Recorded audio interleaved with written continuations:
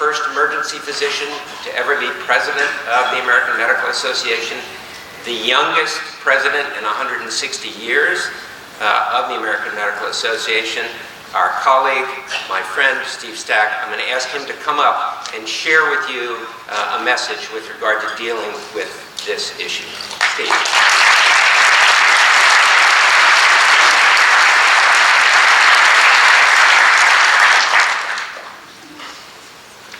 Good morning, and thank you, Jay.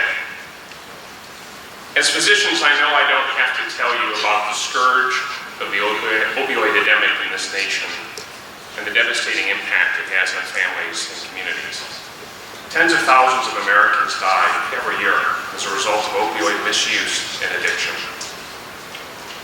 As doctors, we have an obligation and an opportunity to stop this epidemic, but we must first re-examine our approach to pain and pain management. Alleviating pain and suffering is central to our commitment and our compassion for our patients. For decades, we have been urged to be more aggressive in our treatment of pain until that opioids were safe from any types of pain. We now know this to be tragically wrong. We now better understand the crippling effects of opioid dependency and the dangerous consequences in the long term for habitual use. Too many of us know firsthand the helpless horror of the opioid epidemic. Just last week, I pronounced a 28-year-old man dead.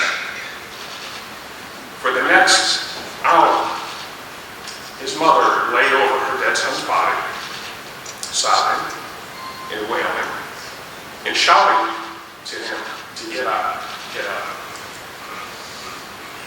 Or as I also did that same shift, how many times have we sent patients home empty-handed, themselves sobbing and begging for opioids to ease their pain?